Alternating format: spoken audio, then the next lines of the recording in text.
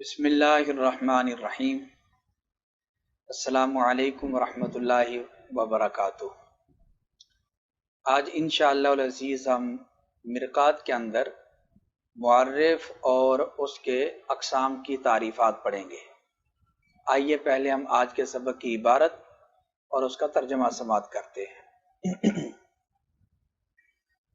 فصل فی التعریفات، یہ فصل تعریفات کے بیان میں ہے۔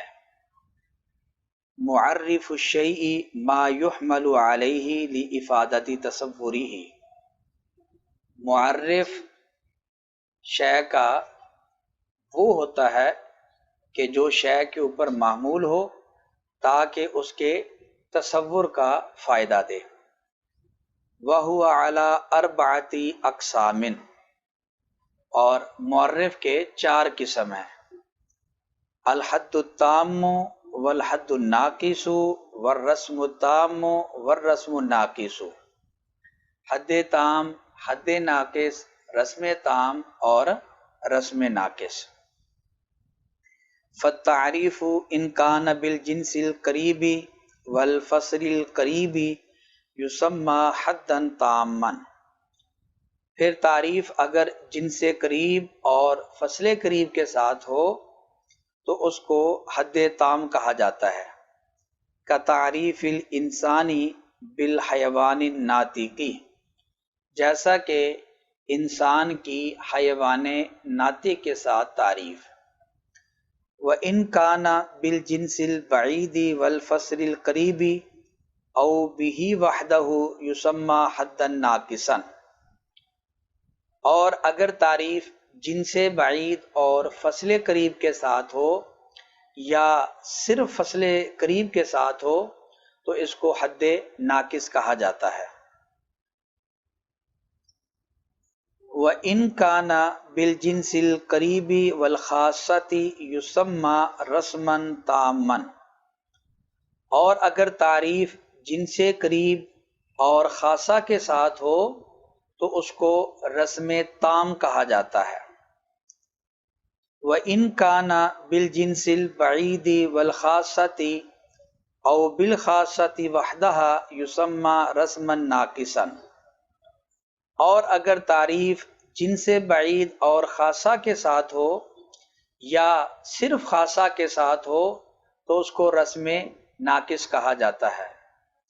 مثال الحد الناقص تعریف الانسان بالجسم الناطق او بالناطق فقط، حد ناقص کی تعریف انسان کی، حد ناقص کی مثال انسان کی تعریف جسم ناطق کے ساتھ یا فقط ناطق کے ساتھ۔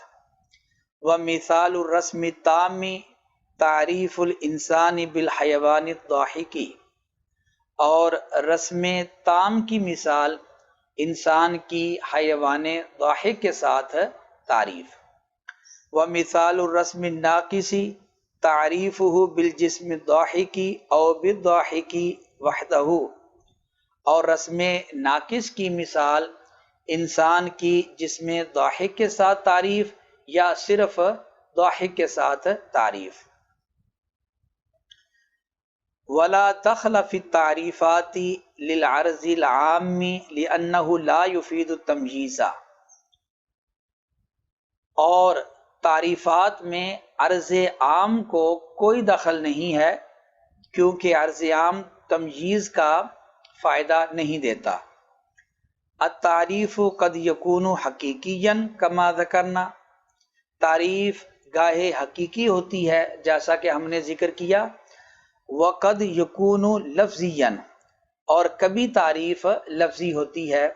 وہو ما یقصد بہ تفسیر مدلول اللفظ، اور یہ تعریف ہے کہ جس کے ساتھ لفظ کے مدلول کی تفسیر مقصود ہو۔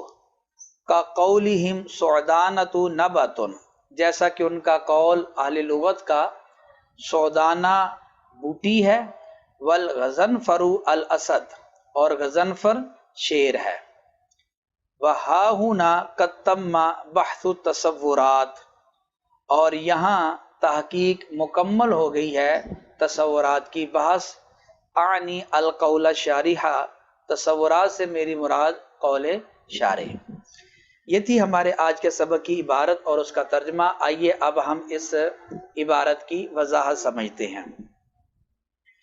تو سب سے پہلے آج کے سبق کا ماقبل کے ساتھ ربط دیکھتے ہیں کہ آج کے سبق کا ماقبل کے ساتھ کیا ربط ہے۔ آپ جانتے ہیں کہ منطق کے دو مقاصد ہیں، دو مقصود ہیں منطق کے، جن کے لیے ہم منطق کو پڑھتے ہیں، سیکھتے ہیں۔ تو بنیادی طور پر منطق کے دو مقصد ہیں۔ نمبر ایک معرف، اس کو قول شارح بھی کہا جاتا ہے، اور دوسرا مقصد ہے دلیل، اس کو حجت بھی کہا جاتا ہے۔ منطق کا جو پہلا مقصد ہے یعنی کہ قول شارح، یہ کلیات خمسہ کے اوپر موقوف ہے۔ کلیات خمسہ یعنی نوع، جنس، فصل، خاصہ اور عرض عام، یہ کلیات خمسہ ہیں۔ معرف ان کے اوپر موقوف ہے، جیسا کہ ابھی آپ معرف کے اقسام کی جب تعریفات دیکھیں گے تو یہ چیز آپ کو بالکل آپ کے اوپر واضح ہو جائے گی۔ تو معرف یہ کلیات خمسہ کے اوپر موقوف ہے، اور کلیات خمسہ یہ موقوف علیہ ہیں، اور قاعدہ ہوتا کہ پہلے موقوف علیہ ہوتا ہے پھر موقوف کو بیان کیا جاتا ہے۔ اس لیے پہلے مصنف کلیات خمسہ کو بیان کیا، یعنی نوع، جنس، فصل، خاصہ اور عرض عام کو۔ تو جب کلیات خمسہ کی بحث مکمل ہو گئی تو اب یہاں سے مصنف معرف کی بحث کو شروع کرتے ہیں۔ تو مصنف نے سب سے پہلے معرف کی تعریف کی ہے۔ معرف کہتے ہیں معرف الشیء ما یحمل علیہ لافادۃ تصورہ، شے کا معرف ما وہ ہوتا ہے کہ جو شے کے اوپر محمول ہو تاکہ اس کے تصور کا فائدہ دے۔ یہ معرف کی یا تعریف کی تعریف ہے۔ معرف یا تعریف ایک ہی چیز ہے، تو یہ معرف کی تعریف ہے یا تعریف کی تعریف ہے۔ تو معرف کی یا تعریف کی تعریف یہ ہے کہ شے کا معرف وہ ہوتا ہے کہ جو شے کے اوپر محمول ہو تاکہ اس کے تصور کا فائدہ دے۔ یعنی معرف کے اندر، تعریف کے اندر دو چیزیں ہوتی ہیں۔ پہلی چیز یہ ہوتی ہے کہ معرف جو ہوتا ہے وہ معرف کے اوپر محمول ہوتا ہے، جس کی تعریف ہے معرف اس کے اوپر محمول ہوتا ہے، جس کی تعریف ہو اس کو معرف کہا جاتا ہے را کے زبر کے ساتھ، اور تعریف کو معرف کہا جاتا ہے۔ اور منطق کا یہ مقصود ہے پہلا، تعریف یا معرف۔ تو معرف کہتے ہیں کہ جو شے کے اوپر، شے سے مراد معرف ہے، جو شے کے اوپر یعنی معرف کے اوپر معمول ہو تاکہ اس کے تصور کا فائدہ دے۔ تو پہلی چیز معرف کے اندر یہ ہوتی ہے کہ جس کی تعریف ہے اس کے اوپر اس کا حمل ہوگا، اور دوسری شے یہ کہ معرف جو ہوتا ہے وہ معرف کے تصور کا فائدہ دیتا ہے۔ تو یہ دو باتیں تعریف کے اندر بنیادی طور پر ہوتی ہیں۔ نمبر ایک، تعریف معرف کے اوپر، جس کی تعریف ہے اس کے اوپر اس کا حمل ہوتا ہے، اور دوسری بات یہ ہے کہ تعریف معرف کے تصور کا فائدہ دیتی ہے۔ اس کو ہم ایک مثال کے اندر جانتے ہیں، جس طرح کہ مثلا الانسان حیوان ناطق،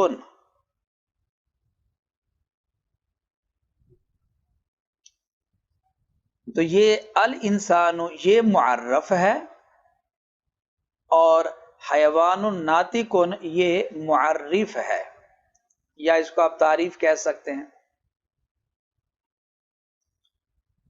تو یہ تعریف ہے انسان کی۔ اب آپ دیکھیں کہ حیوان ناطق، اس کے اندر دونوں باتیں پائی جا رہی ہیں جو معرف کے لیے ہوتی ہیں، کہ حیوان ناطق اس کا انسان کے اوپر حمل بھی ہے، کہ انسان کیا ہے، حیوان ناطق ہے، اس کا حمل ہے۔ یعنی آپ اس کو سادہ لفظوں میں یوں کہہ لیں کہ انسان مبتدا ہے اور حیوان ناطق یہ خبر ہے، اس کا ثبوت ہے انسان کے لیے، حیوان ناطق کا حمل ہے انسان کے اوپر۔ تو تعریف کا معرف کے اوپر حمل بھی ہے، اور دوسری بات یہ ہے کہ حیوان ناطق یہ انسان کے تصور کا فائدہ بھی دے رہا ہے۔ اس سے ہمیں انسان کا تصور حاصل ہو گیا کہ انسان حیوان ناطق ہے۔ حیوان یعنی جوہر، جسم، نامی، حساس، متحرک بالارادہ۔ جوہر قائم بنفسی ہی ہے، جسم یعنی اس میں طول، عرض، عمق ہے، نامی یعنی یہ جسم بڑھنے والا ہے، اور حساس ہے یعنی اس کے اندر حواس ہیں اور اپنے ارادے سے یہ حرکت کرتا ہے، یہ حیوان ہوتا ہے۔ اور ناطق یعنی دریا بندہ معقولات، عقلی چیزوں کو ادراک کرنے والا۔ تو اس سے ہمیں انسان کا ایک تصور حاصل ہو گیا۔ تو یہ انسان کی تعریف جو ہے، انسان کے اوپر اس کا عمل بھی ہے اور انسان کے تصور کا فائدہ بھی دے رہی ہے، اور یہی معرف کی تعریف ہے کہ معرف شے کا وہ ہوتا ہے کہ جس کا شے کے اوپر حمل ہوتا ہے، جس طرح حیوان ناطق کا انسان کے اوپر حمل ہے اور انسان کے تصور کا یہ فائدہ بھی دے رہا ہے۔ تو یہ معرف کی تعریف ہوئی۔ اس کے بعد ہم معرف کی اقسام سمجھ لیتے ہیں۔ معرف کے ابتداءً دو قسم ہیں، نمبر ایک حقیقی، نمبر دو لفظی۔ وجہ اثریہ کے تعریف دو حال سے خالی نہیں ہوگی، یا تو تعریف سے صورت غیر حاصلہ کو حاصل کیا جائے گا، یعنی معرف کی صورت پہلے حاصل نہیں ہے، تعریف سے اس کی صورت حاصل ہو رہی ہے، یا تعریف سے صورت حاصلہ غیر حاصلہ کو حاصل نہیں کیا جائے گا، بلکہ صورت تو پہلے سے ہمارے ذہن کے اندر ہمیں حاصل ہے۔ تعریف سے مقصد لفظ کے مدلول کی تشریح اور تفسیر ہے۔ تو اگر تعریف سے صورت غیر حاصلہ کی تحصیل مقصود ہو، اس کو کہتے ہیں تعریف حقیقی، یہ تعریف حقیقی ہے۔ اور اگر تعریف سے مقصود صورت غیر حاصلہ کی تحصیل نہ ہو بلکہ لفظ کے مدلول کی تفسیر مقصود ہو، صورت پہلے سے ہمیں حاصل ہے، ہمیں لفظ کے مدلول کی تشریح اور تفصیل مطلوب ہے، تو ایسی تعریف کو تعریف لفظی کہا جائے گا۔ تو اس سے ہمیں تعریف حقیقی اور تعریف لفظی کی تعریفیں بھی سمجھ آ گئی کہ تعریف حقیقی ایسی تعریف کو کہتے ہیں کہ جس سے معرف کی صورت غیر حاصلہ کو حاصل کیا جائے، یعنی معرف کی پہلے صورت ہمیں حاصل نہیں ہوتی، تعریف سے ہی حاصل ہوتی ہے۔ جس طرح کہ مثلا ابھی ہم نے مثال دی تھی الانسان حیوان ناطق، تو یہ حیوان ناطق انسان کی جو تعریف ہے، اس سے ہمیں انسان کی صورت غیر حاصلہ، جو صورت پہلے ہمیں انسان کی حاصل نہیں تھی، حیوان ناطق سے ہمیں انسان کی یہ صورت حاصل ہو گئی۔ اور تعریف لفظی یہ ہوتی ہے کہ اس سے صورت غیر حاصلہ کی تحصیل مقصود نہیں ہوتی، بلکہ اس سے لفظ کے مدلول کی تفسیر مقصود ہوتی ہے۔ اس کی تعریف مصنف نے آگے بھی کی ہے، مثلا اس کو آپ سمجھ لیں جس طرح کہ سعدانتو، سعدانتو نبتن، نبتن۔ اب جو سعدانہ ہے، آپ لغت کی کتابیں جب دیکھتے ہیں تو وہاں لکھا ہوتا ہے سعدانہ ایک بوٹی کا نام ہے۔ تو سعدانتو نبتن، یہ جو تعریف ہے، یہ تعریف لفظی ہے، کیونکہ نبتن سے ہمیں کوئی صورت غیر حاصلہ حاصل نہیں ہوئی۔ نبتن جڑی بوٹی کی صورت پہلے سے ہمارے ذہن کے اندر موجود ہے، ہمیں یہ نہیں معلوم تھا کہ سعدانہ جو لفظ ہے، اس لفظ کی جو ہے دلالت وہ کس معنی کے اوپر ہے۔ مدلول کی وضاحت نبتن نے کر دی کہ سعدانہ یہ ہے ایک قسم کی بوٹی ہے۔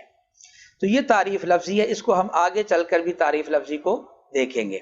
تو یہ تعریف کے ابتداءً دو قسم آگے، تعریف حقیقی اور نمبر دو تعریف لفظی۔ مصنف نے تعریف لفظی کی تعریف حقیقی کی تقسیم کی ہے، چار قسم بیان کی ہے تعریف حقیقی کے: حد تام، حد ناقص، رسم تام اور رسم ناقص۔ یہ چار قسم بیان کیے ہیں تعریف حقیقی کے۔ وہ چار قسم اس طریقے سے بنتے ہیں کہ تعریف حقیقی دو حال سے خالی نہیں ہوگی، یا تو دیکھا جائے گا کہ تعریف حقیقی فصل کے ساتھ ہے یا خاصہ کے ساتھ ہے۔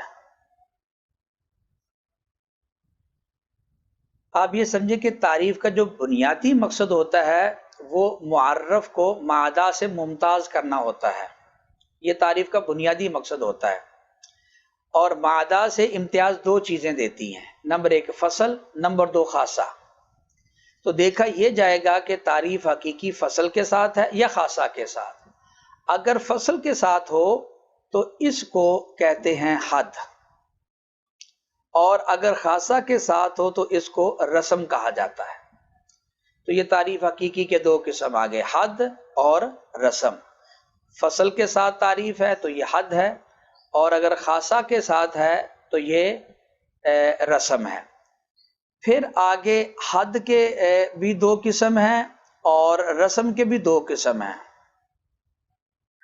حد یہ دو حال سے خالی نہیں ہوگی کہ جن سے قریب پر مشتمل ہے یا جن سے قریب پر مشتمل نہیں ہے۔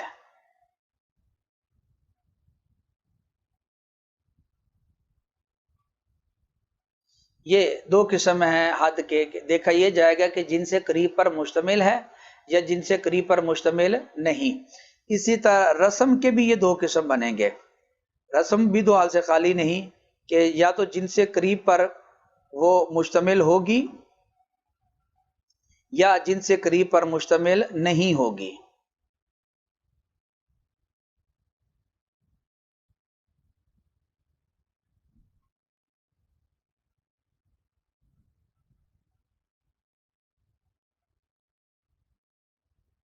تو یہ حد کے بھی دو قسم اور رسم کے بھی دو قسم دیکھیں گے، یہ کہ حد رسم جن سے قریب پر مشتمل ہیں یا مشتمل نہیں۔ اگر یہ جن سے حد اور رسم جن سے قریب پر مشتمل ہو تو اس کو حد تام اور رسم تام کہا جائے گا۔ یہ حد تام کہلائے گی اور یہ رسم تام کہلائے گی۔ اور اگر حد اور رسم جن سے قریب پر مشتمل نہ ہو، آگے عام ہے جن سے بعید پر مشتمل ہے یا جن سے بعید پر بھی مشتمل نہیں، صرف فصل پر یا صرف خاصہ پر مشتمل ہے، تو ایسی حد اور رسم کو حد ناقص اور رسم ناقص کہا جائے گا۔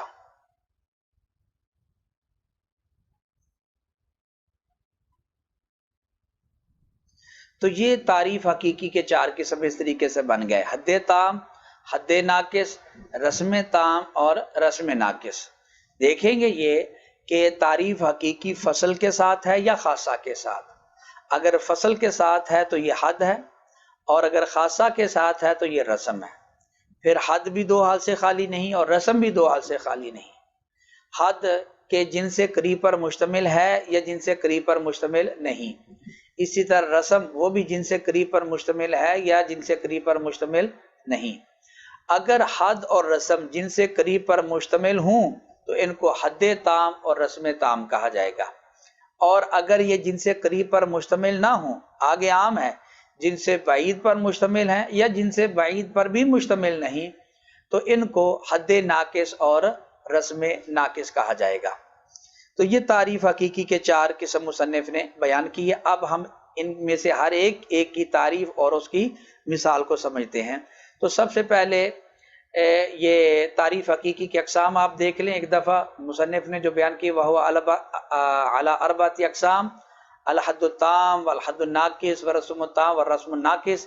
ان میں سے جو پہلا قسم ہے یہ ہے حد تام۔ تو حد تام کی تعریف مصنف نے یہ کی ہے، فالتعریف ان کان بالجنس القریب والفصل القریب یسمى حد تاما، کہ ایسی تعریف جو جن سے قریب اور فصل قریب کے ساتھ ہو تو ایسی تعریف کو حد تام کہا جاتا ہے۔ اس کی مصنف نے مثال دی ہے جس طرح کہ حیوان ناطق کے ساتھ انسان کی تعریف۔ تو اس کے اندر انسان یہ معرف ہے اور حیوان الناطق یہ انسان کی تعریف ہے۔ تو آپ یہ دیکھیں یہ جو تعریف ہے یہ اس کے اندر جو حیوان ہے یہ انسان کی جن سے قریب ہے، اور ناطق یہ انسان کی فصل قریب ہے۔ تو اس لیے ہم حیوان ناطق کو انسان کی حد تام کہیں گے، کیونکہ یہ معرف کی جن سے قریب کے اوپر اور فصل قریب کے اوپر مشتمل ہے۔ تو یہ حد تام کی تعریف ہے کہ حد تام کہتے ہیں کہ جس کی ہم تعریف کر رہے ہیں اس کی جن سے قریب کے اوپر اور فصل قریب کے اوپر جو تعریف مشتمل ہو، ایسی تعریف کو حد تام کہا جاتا ہے۔ دوسرا قسم ہے حد ناقص۔ حد ناقص کی مصنف نے تعریف کی وَإِن كَانَ بِالْجِنْسِ الْبَعِيدِ وَالْفَصْلِ الْقَرِيبِ أَوْ بِهِ وَحْدَهُ يُسَمَّى حَدًّا نَاقِصًا، کہ اگر تعریف جنس بعید اور فصل قریب کے ساتھ ہو یا صرف جنس قریب کے ساتھ ہو تو ایسی تعریف کو حد ناقص کہا جائے گا۔ اس کی مثال مصنف نے آگے دی ہے، ہم اس کو ادھر ہی سمجھ لیتے ہیں۔ تو اس کی مثال یہ ہے کہ جس طرح کہ انسان کی تعریف کرنا جسم ناطق کے ساتھ یا انسان کی تعریف کرنا فقط ناطق کے ساتھ، تو یہ انسان معرف ہے، جسم ناطق یہ انسان کی تعریف ہے، اور اسی طرح ناطق یہ بھی انسان کی تعریف ہے۔ تو یہ جو تعریف ہے جسم ناطق کے ساتھ، یہ جسم یہ انسان کی جنس بعید ہے اور ناطق یہ انسان کی فصل قریب ہے، تو اس لیے ہم اس کو حد ناقص کہیں گے، کیونکہ یہ معرف کی جنس بعید اور فصل قریب کے اوپر مشتمل ہے۔ یا انسان کی تعریف فقط فصل قریب کے ساتھ کی جائے یعنی ناطق کے ساتھ، تو یہ بھی حد ناقص کہلائے گی۔ تو حد ناقص ایسی تعریف ہوتی ہے کہ جس کی تعریف کی جا رہی ہے اس کی جنس بعید کے اوپر وہ مشتمل ہو اور فصل قریب کے اوپر مشتمل ہو، جس طرح کہ انسان کی تعریف جسم ناطق کے ساتھ کرنا، کیونکہ جسم یہ انسان کی جنس بعید ہے اور ناطق یہ انسان کی فصل قریب ہے۔ یا انسان کی فقط ناطق کے ساتھ تعریف کرنا، یہ بھی انسان کی حد ناقص ہوگی، کیونکہ ناطق کے ساتھ تعریف یہ فقط فصل قریب کے ساتھ تعریف ہے، فقط فصل قریب کے ساتھ تعریف ہو تو یہ بھی حد ناقص کہلاتی ہے۔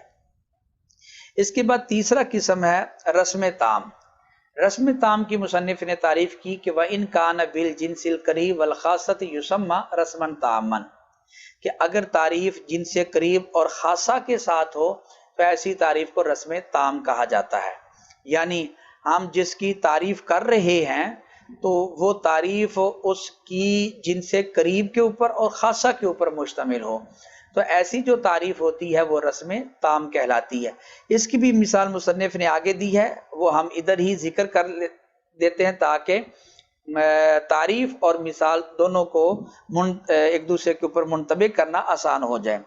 تو اس کی مثال دی ہے جس طرح کہ انسان کی تعریف حیوان ضاحک کے ساتھ، انسان کی تعریف حیوان ضاحک، حیوان ضاحکن، یہ انسان کی تعریف، تو یہ جو تعریف ہے انسان کے حیوان ضاحکن یہ رسم تام ہے۔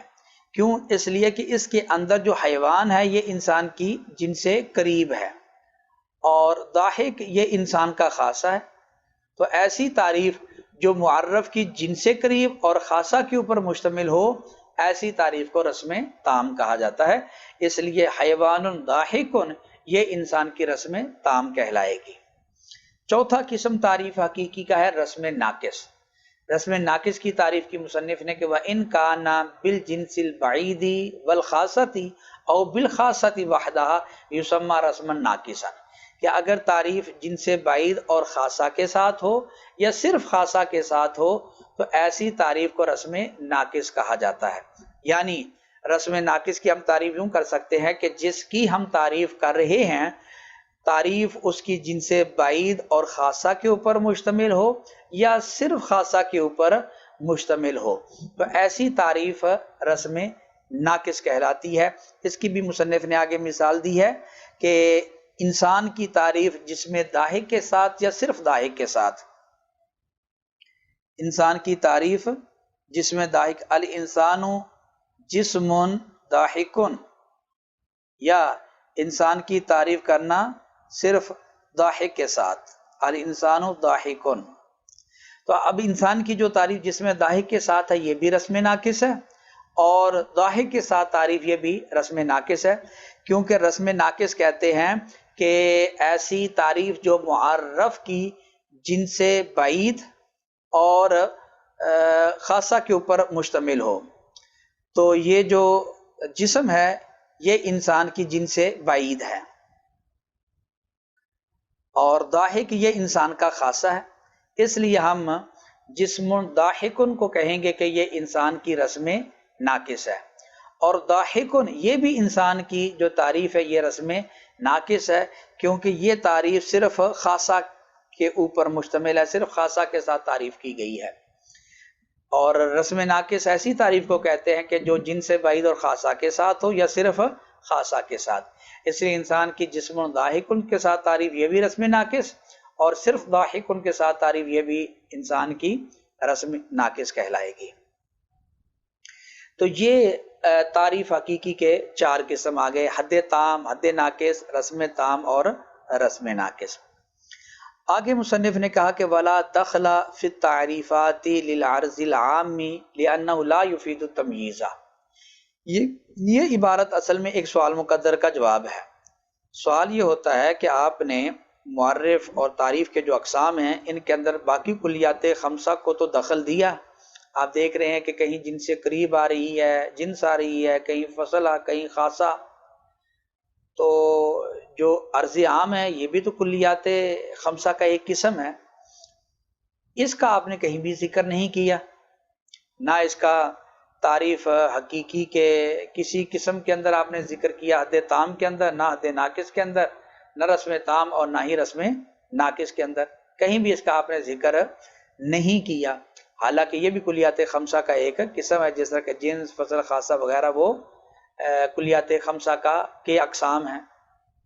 باقی جو نو ہے، نو جو ہوتی ہے تو وہ تعریف کا چونکہ عین ہے، اس لیے اس کے بارے میں ہم یہ نہیں کہہ سکتے کہ اس کو تعریفات کے اندر داخل نہیں، کیونکہ وہ تعریف کا عین ہے۔ مثلا انسان کی جو تعریف ہے حیوان ناطقن، تو حیوان ناطقن یہ انسان یعنی نو کا عین ہے۔ باقی عرض عام سے اعتراض ہوتا ہے کہ عرض عام اس کو تعریفات کے اندر کیوں دخل نہیں دیا گیا؟ اس کا یہ مصنف نے جواب دیا ہے کہ عرض عام کو دخل اس وجہ سے نہیں دیا گیا کیونکہ تعریف کا بنیادی مقصد ہوتا ہے معرف کو مادہ سے ممتاز کرنا۔ یہ تعریف کا بنیادی مقصد ہوتا ہے، تعریف کا فائدہ ہوتا ہے کہ تعریف معرف کو مادہ سے ممتاز کر دے، لیکن جو عرض عام ہے اس کو تمییز کے اندر کوئی دخل نہیں ہے، یعنی عرض عام جو ہے یہ معرف کو مادہ سے ممتاز نہیں کرتا، یہ فائدہ نہیں دیتا تمییز کا، اس لیے عرض عام کو تعریفات کے اندر دخل نہیں دیا گیا، کہیں بھی اس کا ذکر نہیں ہوا، نہ حد تام میں، نہ حد ناقص، نہ رسم تام اور نہ ہی رسم ناقص میں۔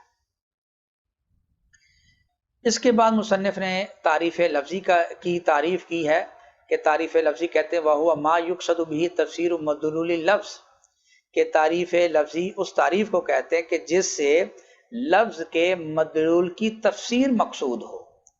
اس کے مقابلے میں تعریف حقیقی، تعریف حقیقی کی تعریف آپ پیچھے جان چکے ہیں کہ جس سے صورت غیر حاصلہ کو حاصل کیا جائے، اور تعریف لفظی سے مقصود صورت غیر حاصلہ کو حاصل کرنا نہیں ہوتا، بلکہ صورت پہلے سے ہمارے ذہن کے اندر ہوتی ہے، صرف ہمیں یہ معلوم نہیں ہوتا کہ وہ صورت جو ہمارے ذہن میں اس کے لیے اس لفظ کی بھی وضع ہے۔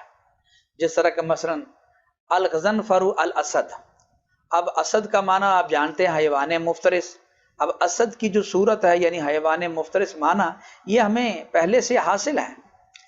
اب غضنفر کی جو تعریف کی گئی ہے اسد کے ساتھ، تو اس اسد نے صورت غیر حاصلہ کی تحصیل اسے نہیں ہوئی ہمیں کہ حیوان مفترس کی صورت ہمیں پہلے حاصل نہیں تھی، اس تعریف یعنی اسد سے ہمیں وہ صورت حاصل ہوئی۔ حیوان مفترس کی صورت ہمیں پہلے سے حاصل تھی، ہاں ہمیں یہ معلوم نہیں تھا کہ غضنفر کی بھی اس کے لیے وضع ہے، جس طرح کہ اسد کی اس صورت کے لیے وضع ہے یعنی حیوان مفترس کے لیے، ہمیں یہ نہیں معلوم تھا کہ غضنفر کی بھی اس کے لیے وضع ہے۔ تو اس تعریف سے ہمیں اس غضنفر لفظ کے مدلول کی تفسیر ہو گئی ہے کہ جو اسد کا معنی ہے غضنفر کا معنی بھی وہی ہے۔ اسی طرح سعدانۃ نبۃ، اب سعدانہ کی جو تعریف ہے نبتن کے ساتھ، تو اس سے نبتن سے ہمیں کوئی صورت غیر حاصلہ حاصل نہیں ہوئی، نبتن جڑی بوٹی کو کہتے ہیں اور یہ صورت ہمیں پہلے سے حاصل ہے، لیکن ہمیں یہ معلوم نہیں تھا کہ سعدانہ یہ بوٹی ہوتی ہے، اس کی یعنی کہ اس لفظ کی بھی جڑی بوٹی کے لیے وضع ہے۔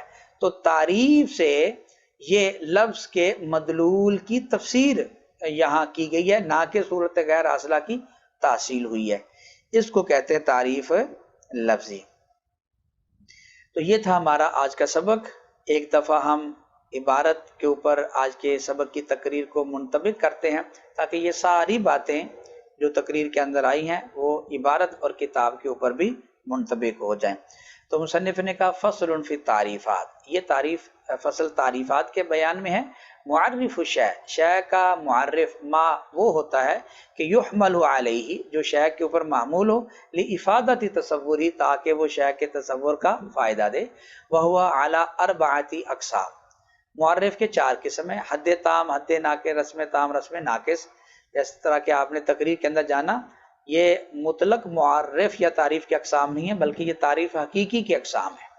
فالتعریف، پھر تعریف اگر ہو جن سے قریب اور فصل قریب کے ساتھ، یسمى حدا تاما، اس کو حد تام کہتے ہیں، جس طرح کہ انسان کی تعریف حیوان ناطق کے ساتھ۔ اور اگر تعریف جن سے بعید اور فصل قریب یا فقط فصل قریب کے ساتھ ہو، اس کو حد ناقص کہا جاتا ہے۔ مثال اس کی آگے دیں گے مصنف۔ اور اگر تعریف جن سے قریب اور خاصہ کے ساتھ ہو، یسمى رسما تاما، اس کو رسم تام کہتے ہیں، اس کی مثال بھی آگے دیں گے۔ وَإِنْ كَانَ بِالْجِنْسِ الْبَعِيدِ وَالْخَاصَةِ أَوْ بِالْخَاصَّةِ وَحْدَهَا، اور اگر تعریف جن سے بعید اور خاصہ یا صرف خاصہ کے ساتھ ہو تو ایسی تعریف کو رسم ناقص کہا جاتا ہے۔ اب مثال دیتے ہیں حد ناقص کی، رسم تام کی اور رسم ناقص، ان تینوں کی اکٹھی مثال دیتے ہیں۔ مثال حد ناقص، حد ناقص کی مثال ہے انسان کی تعریف جسم ناطق کے ساتھ یا صرف ناطق کے ساتھ تعریف کرنا۔ اور رسم تام کی مثال کیا ہے؟ انسان کی تعریف حیوان ضاحک کے ساتھ۔ اور رسم ناقص کی مثال انسان کی تعریف جسم ضاحک یا صرف ضاحک کے ساتھ۔ اور ولا دخل فی التعریفات للعرض العام، اور تعریفات کے اندر عرض عام کو کوئی دخل نہیں ہے، لأنه لا يفید التمجیز، کیونکہ یہ تمجیز کا فائدہ نہیں دیتا۔ التعریف قد یکون حقیقیا کما ذکرنا، تعریف گاہے حقیقی ہوتی ہے جس طرح کہ ہم نے ذکر کیا۔ یہ جو 4 قسم حد تام، حد ناقص، رسم تام اور رسم ناقص، یہ تعریف حقیقی ہے۔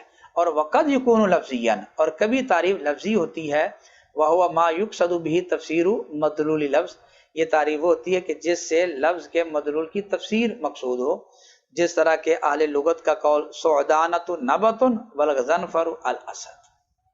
وہا ہنا قد تم بحث تصورات، اور یہاں تصورات کی بحث مکمل ہو گئی۔ تصورات سے مراد یعنی قول شارع، یہ منطق کا پہلا مقصود تھا۔ اس کے بعد انشاءاللہ منطق کا دوسرا مقصود یعنی کہ دلیل و حجت کا بیان آئے گا۔ اللہ کریم کی بارگاہ میں دعا ہے کہ اللہ تعالی ہمیں علم نافع، عمل صالح اور اخلاص عطا فرمائے، آمین۔